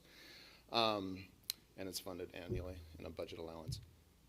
And that covers all fleet assets for all vehicle and equipment that the city owns. And we monitor each piece separately. We identify it. We don't just turn it over at the end of its expected life cycle. We look at it as it's closer. If it's costing us more to maintain, we consider replacing it early. And if it's doing well, we might extend the life of that vehicle. So currently in this fiscal year, the vehicles that I'm looking at replacing are as follows. These 2 dump trucks with plow packages. There's 7 vehicles, a couple of police detective vehicles, a couple of trailers, and some equipment. The total for the 25 approved budget was $1.542 million for this fiscal year. Currently, we put out a bid for these 2 dump trucks here, as I showed you in the pictures there. One of them has a wing plow on it, the existing truck. The other one does not. We put out the bid for the exact same truck, so they'll be coming back the same. And so we put out bids in December. We received 1 bid from Freightliner Northwest, who has been a repeat bidder for us, and they came back with that total, so $552,000 and some money there. So that's $276,216 per truck, which is about almost $12,000 less than last year's bid from the same company. So good news that prices are at least holding steady. They're not dropping too much, but they're not driving up like we saw a few years ago through COVID. We did ask them to give us a quote on a wing plow so we could replace in kind that 1 truck, and that was another $17,600. So recommendation to council is to award the bid PF 2004-02 to Freightliner Northwest, and approve the purchase of those dump trucks as part of that bid from them, and also to include the wing plow, so we can replace that existing truck in kind for a total amount of $570,232. Ross, how does that compare with what you were budgeting? I know you said that it was down 11,000 some per Yeah. truck. So we look at the following year, the next year, the fiscal year, when we're trying to estimate what we think it might cost, and we try to include some inflationary dollars in there, and it's less than what we are hoping to spend. So we definitely have some wiggle room there. Probably Good to see you got 20 years of use out of the two existing Well, by the trucks. time we receive this truck, it'll be another year. So we're running between 10 and 12 months delivery time once we get under contract with them. So this year we just received trucks a few weeks ago, and they haven't been put into service yet, but they're there, and we're just about ready to get them going. So. Any questions? Mr. Junkin, why would we buy the exact same truck if we're trying to replace them? Do you say that we bid for 2004 and that's No. So we're replacing the 2004s. Yeah. And we put out a bid. Okay. Freightliner was the only one who bid. And we will replace those trucks with a Freightliner version of that single axle dump truck. Okay, but not a 2000, not the exact Correct. same It'll be truck. a two- Okay, I'm sorry. It's a 25. It'll either be a 25 or 26, depending on when that build Oh, great, so they're starts. brand new. Yeah. Okay, I'm sorry, I misunderstood. So Sure. that makes much more sense. Any other questions? I would just say, downtime is expensive, so you definitely want to get these swapped out. Sounds like they're almost vintage at this point. They're getting there. You saw the rust on them. Yeah. I would move to approve the bid award and approval to purchase 2 replacement dump trucks and the wing plow as presented. Second. Motion second. Further discussion? Roll call, please. Pugh, Aye. Malloy, Aye. Westland, Aye. Davis, Aye. Stigleader, Aye. Motion passes. Thank you. Thanks, Ross. Next item up tonight, professional service agreement with Welch Comer for Chase Road, Wheatland to Grange. Mr. Paulus. Good evening again, Honorable Mayor, members of the council, Robert Paulus, City Engineer. Tonight, engineering is asking for your approval to enter into a professional services agreement with Welch Comer and Associates for the design services related to the Chase Road improvements between Wheatland Avenue and Grange Avenue. This would be a project that would be funded by transportation impact fee dollars, and the section of Chase Road is currently classified as a minor arterial for a 3-lane in the 2035 model that we have. This section in particular does not need a 3-lane section because there are very little access points between Grange and Calvary Lane in particular. You have no driveways and no access points. Currently, the road is a 40-mile-per-hour roadway. It has 5,000 vehicle trips per day, and it is currently configured as a 2-lane roadway with partial urban improvements. There are 3 intersections, Grange, Calvary, and Wheatland. There's 1 driveway to the East Green Acres Irrigation District's water site, and the railroad crossing with the Union Pacific Railroad, which is a gated crossing. Over the past 5 years, there have been 6 collisions at the Grange Chase Road intersection. 1 of them was an injury and 5 were property damage only.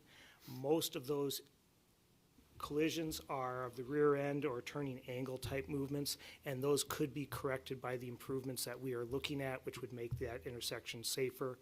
The improvements at that intersection would also have the highest impact on the improvements of the capacity, which is why it is a impact fee related project. At the railroad crossing itself, there have been 3 collisions in the past 5 years. 1 of them was a fatality. Weather, distracted driver, and impairment were all differing issues at that location. When the fatality did happen, just going back, our street department was really quick in getting out there and correcting some maintenance issues, which weren't necessarily our roadway, but more of the adjoining shouldering that a errant motorcycle had gone off, caught the edge, and ended up killing the individual. But the improvements that we made were appreciated by the railroad and also the correct thing to do to make it safer at that time. So what we're looking at doing, just some quick schematics, is we would be anticipating the 3-lane road section south of the project. We would be narrowing the road down to a 2-lane section and adding roadway illumination as you approach the railroad tracks.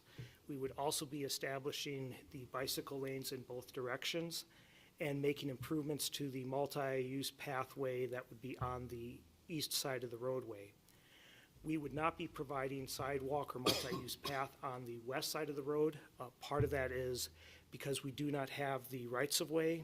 East Green Acres property is in the county, and East Green Acres has a significant amount of underground facilities that work with their well site at that location. That if we were to get into that, it would cost more than what this project does overall to just mitigate their improvements. East Green Acres also was not very interested in working with us towards that extent. I think that's understandably so. And moving sidewalk and only providing it on one side in this location, I think is reasonable. At the railroad crossing, we would be putting in curb and gutter that would help improve the crossing safety. And then we would also be looking at adjusting the grades on the north side of the railroad to make them work better with the railroad. This project actually has a lot of age on it. Back about in 2002, the city of Post Falls inherited railroad crossing upgrades from the Post Falls Highway District, which included grade modifications.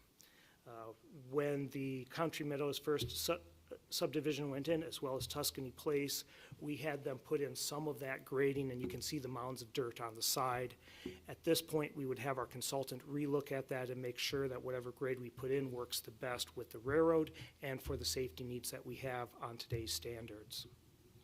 We would also be pushing the multi-use path across the railroad tracks and all the ways north to Grange Avenue, where it would tie into existing improvements. We did call out in the scope of providing one rapid flashing beacon within this project. I think there's a potential that we may end up with 2, but we do need to take a look at both the safety benefit, the speeds on the roadway, and visibility in the area to see if 2 rapid flashing beacons or even 1 is really justified or not. A little bit on the south side of the road, as we come towards Grange Avenue, we would be widening the road out so that we would provide a left turn pocket for both north and south vehicle movements. And then as we get north of Grange Avenue, we would take that section and then get it so that it can work as we make improvements further to the north to work as a 3-lane roadway. Again, Country Meadows First Edition made some cash outs back in 2017 for their frontage improvements. Tuscany Place did their cash outs in 2005. A couple of years ago, finance and engineering went through the cash out list, and there was a number of projects that we were able to pull the dollars out of the cash out account and put them into impact fees because the associated project was in impact fees. So design phase services for this project, we're looking at $135,850 total. Most of that, about $84,500, is in the design phase. We do call out for $30,000, and that's at an hourly rate to work with the railroad. Working with the railroad is a huge unknown. One of the reasons that we chose Welch Comer for this project as the best qualified is they have just completed 2 projects with us in the recent past with the Burlington Northern San Francisco Railroad. This is the UP, but a lot of that negotiations is the same, and the railroads can take a lot of time. That's why we're starting this project now with design and anticipating that 2026 is when we will probably be able to get to construction. Bid phase services would be estimated at about $9,000, and then we would be coming back to you after all of that's put together to negotiate a scope of services for construction phase services. I am requesting an additional $12,350. That's part of the $135,000 for contingency. I usually don't see very much use of the contingency in design. I think we pulled everything in there, but every once in a while something comes up, and this will help us just make sure the project keeps moving forward smoothly. Any questions? If you don't go with the rapid flashing beacons, you're still going to leave the 3 existing crosswalks there, right? The crosswalks are going to remain there. They are legal crossings. It's just whether or not a rapid flashing beacon would provide a higher level of safety and awareness to drivers. There's a balance in there, and when you get to the 40-mile-per-hour speed limit, there is some additional concerns that we want to take a look at before putting in a rapid flashing beacon. Gotcha. Federal Highway Administration advises some caution at that level. Okay, so the only concern is more safety, not taking away what's already there. Correct. Okay, thanks. Rapid beacons are great when people push the buttons. Yeah. They got to push them to work. Yeah. But being very familiar with that piece of road, I think it's great improvements and much needed. You get to a certain point and there's basically no shoulders. Very difficult, especially if you get kids out in that area. So having, even though it's only on one side, I think having the sidewalks and the trails would be wonderful. And on this, I agree with the mayor. I think it's a good place to put our resources, so thank you. I would move to approve the professional services agreement with Welch, Comer and Associates for the Chase Road, Wheatland to Grange project. Second. Motion seconds, further discussion. Roll call, please. Malloy, Aye. Westland, Aye. Davis. Aye. Stigleader, Aye. Pugh. Aye. Motion passes. Thank you. Thanks, Rob. And the last item under this action, or under the new business, is contract amendment for State Highway 41 and Poleline gravity sewer replacement. Hello again. Three-peat. You got the first two approved, right? I guess that's true, you count those together. Yeah. Mr. Mayor, members of the council, Andrew Arbini, Projects Division Manager for Public Works.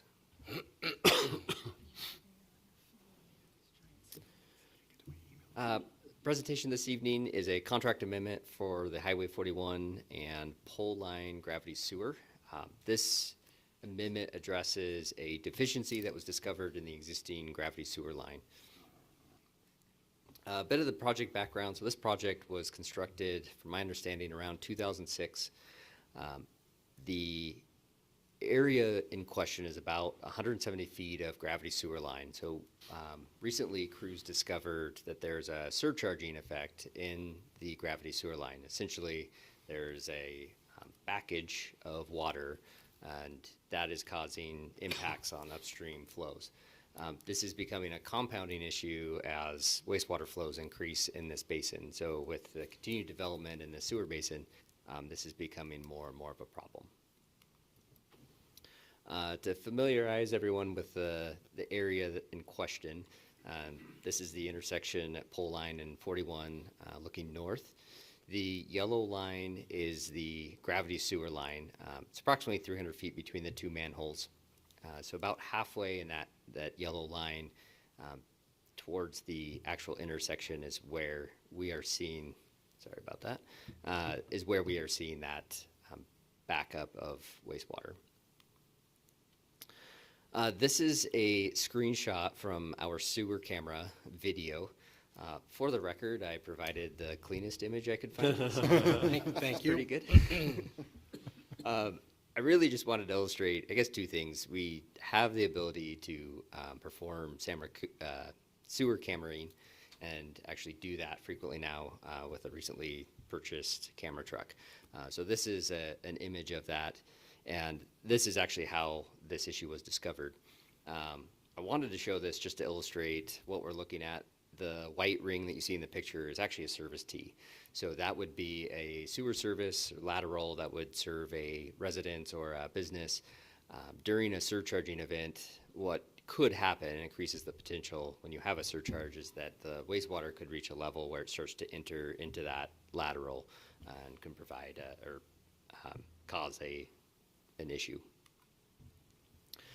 This contract amendment is or provides design services to evaluate what we need to do in replacing that section of line. Significant amount of this design phase service includes traffic control plans. We've asked Ardura to include that, as well as a project phasing plan.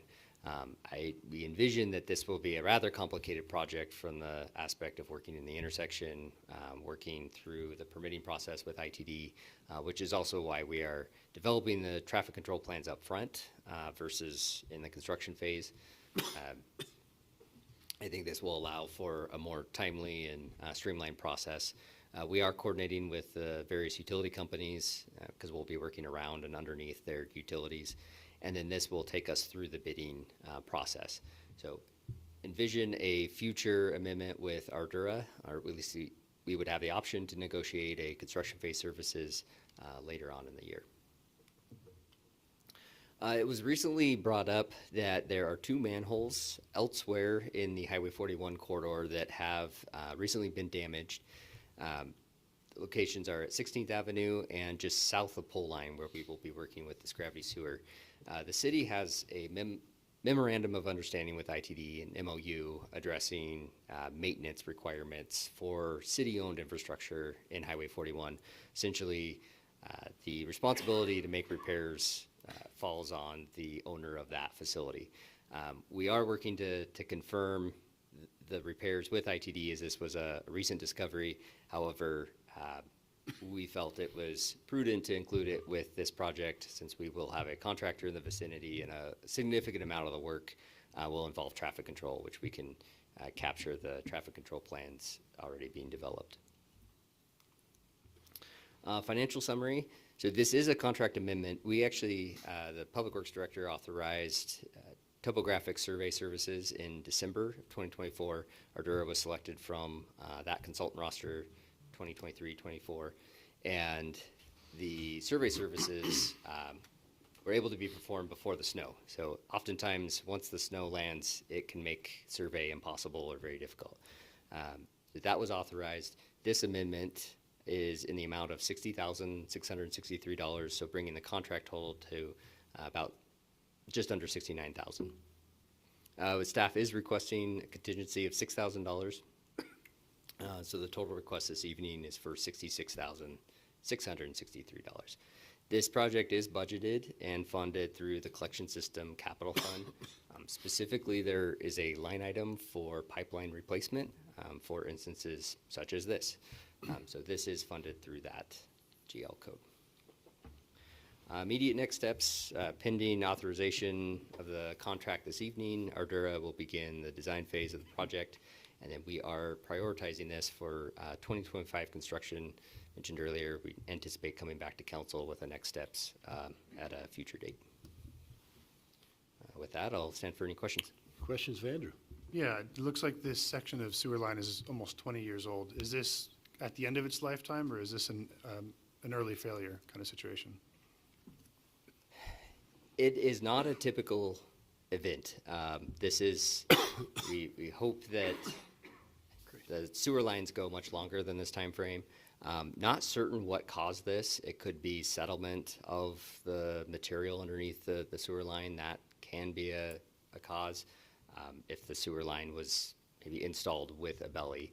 I think since this time, and I mentioned the sewer camera truck, those are tools that have helped us capture installation and ensuring that work that we are contracted for, that's being installed per the contract plans and the specifications.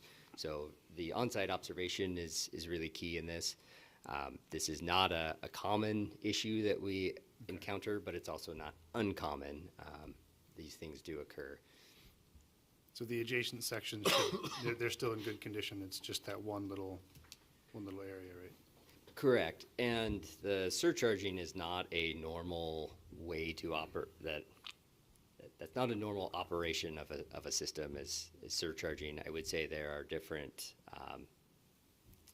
levels of priority when this is one that is reaching a more significant priority, where we are seeing a significant amount of surcharging, which is increasing the risk of a severe backup that could result into other issues very quickly.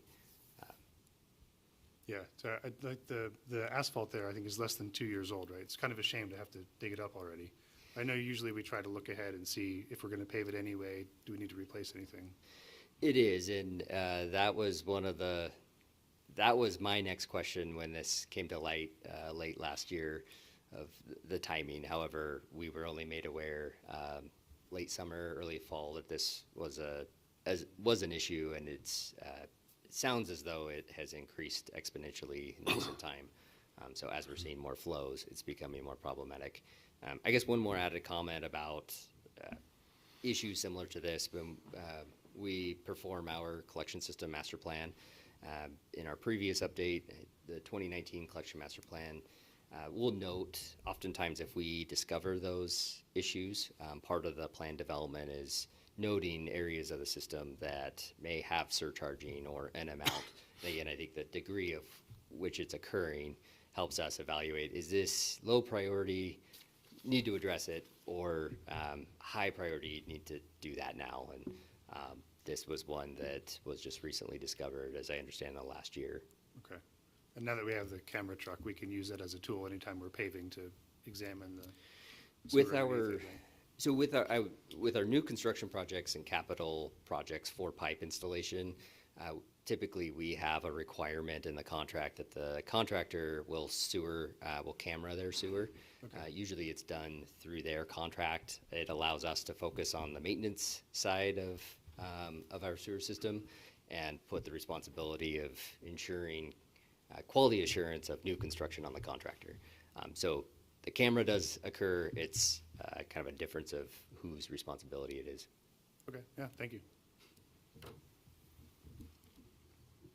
I would move to approve the contract amendment for State Highway 41 and Poleline gravity sewer replacement. Second. Motion second, further discussion. Roll call, please. Westland, Aye. Davis, Aye. Stigleader, Aye. Pugh, Aye. Malloy. Aye. Motion passes. Thank you. Thanks, Andrew. Next up tonight is citizens' issue, and this section of the agenda is reserved for citizens wishing to address the council on a city-related item that is not on the agenda. Seeing no takers. Administrative staff reports. I-90 and State Highway 41, interchange status. Good evening again, Honorable Mayor, members of the council, Robert Paulus, City Engineer. This came up late last week and was added to the agenda. State Highway 41 I-90 interchange or ITD and their contractor is getting started with their spring construction out there. They actually made some good progress over the winter, as winter's been nice for them. Effective March the 3rd, they will be closing the westbound off-ramp. Technically, they'll be making the public notices of that next week, Monday, but since I don't have a chance to talk with you before the March meeting, I thought it'd be valuable to get in front of you as well as those members of the community who are watching the city council meeting. What they have going on, this is more or less a picture, except for the red, of the future interchange when it's going to be done. They are going to be going in and starting to dig out the SPUI, or the actual intersection, just on the north side of the intersection. SPUI stands for Single Point Urban Interchange. That's what this type of off-ramp is called. While they're digging that down, they're going to then rebuild that as a new full concrete intersection. And then come about September of this year, they are going to be able to transfer traffic onto the new alignment and then go and remove the old State Highway 41 and start to fill in the hole or depression where the bridge used to be for 41 to go underneath the freeway. So red is showing you where Highway 41 is approximately today, and come September, traffic should be moved over to the new alignment. During that closure, I showed with a little red X as to where that off-ramp is going to be closed. The main detour route is to send everyone down to Celtice Way and then dogleg them back to Highway 41 using eastbound I-90. The two temporary signals, there's a little bit of work that they have yet to do to finish those so that they can be put into operation on the 3rd, but they will be fully operational before the detour goes into effect. Detours are usually set up for people who are not familiar with an area. So people traveling through, or they rarely come to Post Falls. We do anticipate that most of those people will utilize this detour route. Some people who utilize their smartphones will find alternate routes. People who use State Highway 41 to head north to Rathdrum or the high school or anything like that, I anticipate that we'll probably see more of them utilizing Idaho Street and putting some additional burden on maybe Mullen, Poleline, Prairie. There has been discussion of that, and that discussion is dated back more than a couple of years. ITD is going to be watching the operations of the Idaho and Celtice Way traffic signal, which is their traffic signal. But if need be, we are going to be coordinating with them to modify the timing at Idaho and Celtice, Idaho and Mullen, to help get traffic as we determine how people really want to drive this area. Sorry, so that off-ramp will be closed from March to September? Yes, basically 6 months. One thing that is going to be occurring in there when weather warms up just enough so that they can get asphalt in there. I've had some discussions with our urban forester and then myself with the contractor.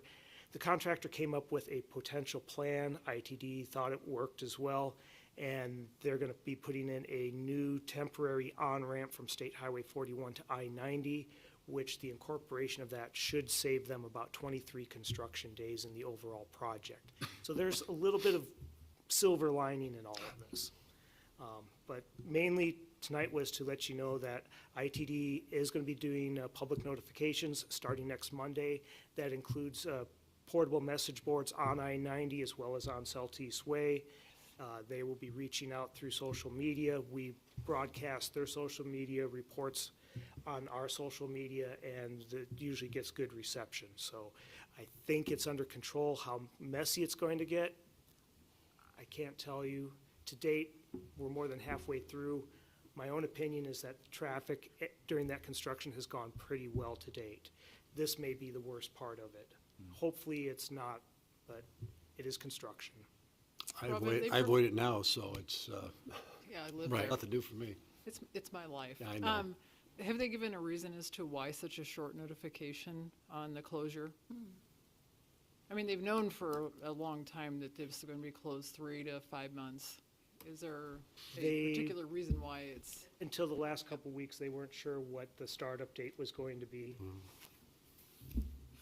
They had a coordination meeting today that I was not able to attend. I'm hoping that they didn't postpone it or change the date. If they did, I'll let you know as soon as I find out. But that was based upon the best information last week.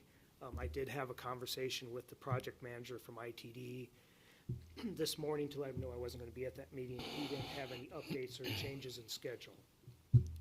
You know, coming into this time of year, you do have snow and ice, and that could slow things down, but they were thinking that things were looking good, that March 3rd was the start date. Thank you, Rob. This is going to blast that intersection, isn't it? Celtice with the reroute. It's so bad over there right now. I did a little bit of thinking on how traffic moves in that area. This really affects traffic coming from Coeur d'Alene to Post Falls and then heading north towards Rathdrum. Yeah. There is a very good likelihood, and we've seen this before with the Highway 41 construction that's occurred. Several years ago when they overlaid I-90, we had similar problems down along I-90 and State Highway 41. What I saw going on in the area was there was a large increase in traffic on Prairie Avenue, Hayden Avenue. I'm thinking that more of that traffic coming from Coeur d'Alene is going to start utilizing some of those northern routes. Since the last time this occurred, we had the benefit that traffic more into Post Falls. Hanley Avenue has now connected up with Poleline Avenue, and there's a traffic signal there. It's been a very popular route. I think that's going to see an increase of traffic as well. So my hope is that people are going to go through this, probably not pay attention to the signs that close, and the first week's going to be the worst, and then people are going to adjust their travel patterns, and you're going to find that they're going to be utilizing alternate routes because they know they're faster, more reliable, and they don't have to go through the temporary signals. I think you're right. I live off Ross Point, and getting up 41 where our parish is, everyone in the beginning it was like a grenade went off, and then everyone figured out go Greens Ferry, 16th, pole line, whatever, and it got better. So I think you're right, but it will be a rough few weeks in the beginning. Yes. Any other questions? It's, the improvements are gonna come with pain, so hopefully we survive the pain to get to the nice thing at the end. And just to be clear for people that are listed, Post Falls has no say in any of this. Like, this is all Idaho. For the most part, that's Highway essentially true. Yeah, okay. Part of my role as the city engineer is I go to regular meetings with the contractor and the Idaho Transportation Department. Try to keep an eye on things so that the city council, other departments in the city, as well as the citizens are made aware of what's going on, and also to advocate for issues that are important to the city, whether it's utility coordination or some of the things with the North Idaho Centennial Trail on keeping the Centennial Trail working properly. We did not decide to close the exit for 6 months. I just want to be clear No, about that. we did not make Okay. that determination, Great. and there's not It will much, come up. there's not very many other ways to build an interchange like that without at some point closing an off-ramp. I'm doing a little bit of apologetics for ITD and the contractor, but they have gone and done a lot of work with very minimal closures and keeping most of those closures to nighttime activities. Well, I've heard we have only 2 seasons in Idaho. There's winter and there's construction. So that March to September timeframe for closing it down lines up pretty well, so. Yeah. Thank you very much. Thanks, Rob. Mayor and council comments. Winter has arrived, or did arrive, and I want to thank the street departments. The roads were plowed, roads were de-iced. Always going to be issues, always going to be people unhappy. You're plowing too early, you're plowing too late, you're not plowing enough, you're plowing too much. But for the most part, it's a big task, and I think that the program that the city has rolled out is good. There's going to be some residential roads that are sloppy, but the main roads have been taken care of, and first couple times you get snow in the year, it's always an adventure. I was telling my wife, I says, I've plowed my driveway for 24 years now, and I never plow it in the same, I haven't figured out the right way. So for people with those big trucks in confined areas with cars parked on the streets, they're doing a good job. So please pass on my appreciation for the efforts that they've made so far. And we may get a few more opportunities for them, but time will tell. So, council comments. I'll start since this one's a bummer, but for those of you who knew my dad, Pat Malloy, he was diagnosed with stage 4 pancreatic cancer in October of 2023, and a week and a half ago, he fought it valiantly, made it far longer than anybody ever anticipated. Man was tougher than a $2 steak, and we got to enjoy a lot of memories that we'll take with us forever. Anyway, he had a lot of impact on people in this community, so I just wanted everybody to know that he has passed on, and the memorial will be on March 1st. That's going to be at St. Mary's on Adams in the Valley, 12 o'clock rosary, 12:30 mass. Then there will be a reception at the Adult Center at the church from 1:30 to 2:30, and then the burial will be at 3 o'clock at St. Joseph's on Trent. So all who knew him are welcome. Thank you. Thanks, Joe, and our prayers are with you and your family. We talked before the meeting, and never easy to lose anyone, but especially a parent. And even after the years, I was telling Joe, my mom passed away 3 years ago, my dad 12 years ago, and I still found myself in the driveway looking down to see if they just might happen to be driving up to see us. And so it gets better, but it's never easy. So you're in our thoughts and prayers. Other council comments? We do not need an executive meeting session tonight, so the next motion is? Go home. All those in favor? Aye. Motion carries.